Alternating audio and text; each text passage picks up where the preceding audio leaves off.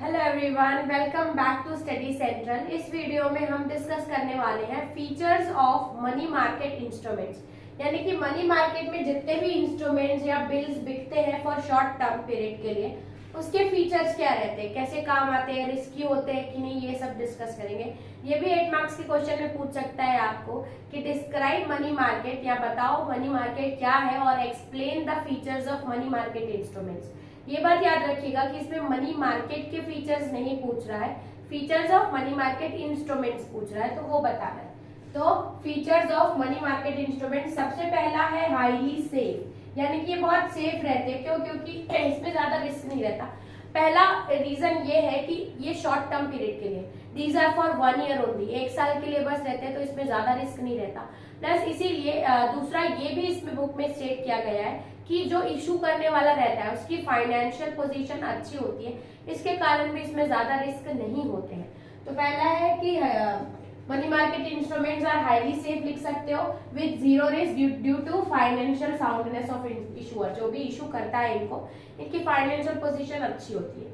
फिर दिया है हाईली लिक्विडेबल, यानी कि इसको आप इजीली कैश में कन्वर्ट सकते हो। Highly liquidable can be easily converted into cash, easily convert कर सकते हो।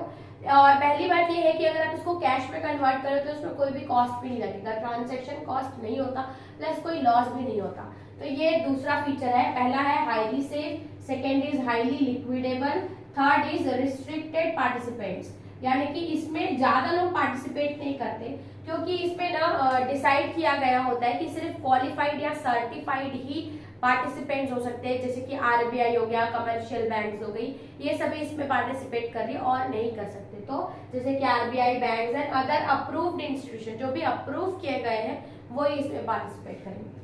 फिर आता है शॉर्ट ड्यूरेशन। हमको तो ये पता है कि मनी मार्केट में जो भी इंस्ट्रूमेंट्स रहते हैं वो 1 साल के लिए रहते हैं, तो ये वो शॉर्ट ड्यूरेशन के लिए रहते हैं। तो from 1 day to maximum 1 year, 1 साल तक के रहते हैं, 1 दिन से 1 साल तक के भी हो सकते हैं।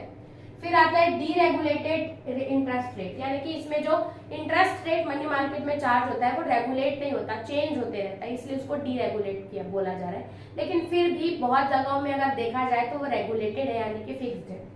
तो पहला तो डीरेगुलेटेड लिखने के बाद हम लोग ये transaction rates are determined by demand, लेकिन फिर भी जो ट्रांजेक्शन रेट है वो डिमांड और सप्लाई पे डिपेंड करते हैं। डीरेगुलेटेड तो है, अगर डिमांड ज्यादा है तो रेट उस हिसाब से होगा, और डिमांड कम है तो रेट उस हिसाब से होगा, यानी कि forces of demand and supply के कारण।